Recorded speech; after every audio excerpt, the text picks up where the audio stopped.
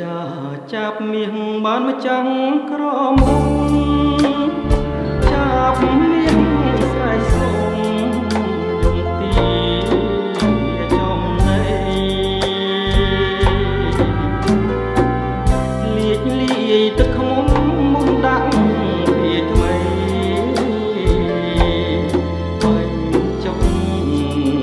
ទួលដៃឲ្យចាប់ស្លាប់ចិត្ត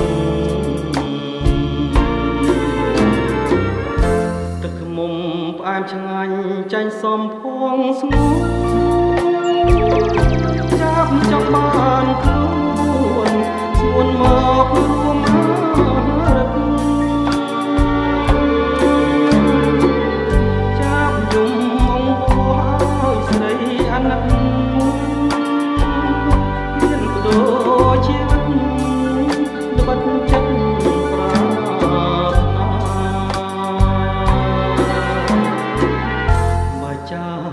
អភ័មស្លាប់ក្នុងទ្រង់ស្រីសំចាប់យកក្តីនៅក្នុងកាត់បើចាប់នៅរស់គុំចិត្តមេត្តាចាប់មានវាសនារូបក្បែរទ្រង់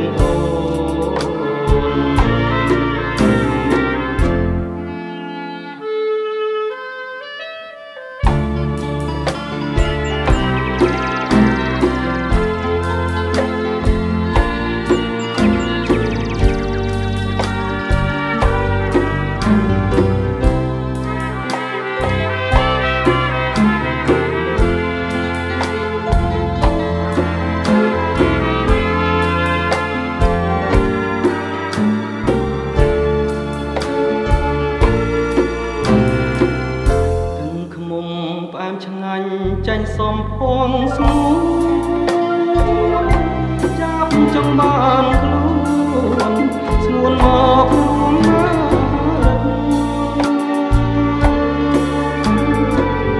ចាប់យំអង្គឲ្យស្រីអាណិតមានបដូរជីវិតល្បិតចិត្ត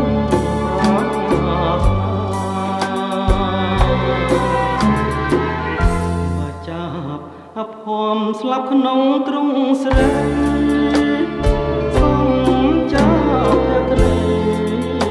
នៅក្នុងកាត់បើចាប់នៅរស់ចិត្ត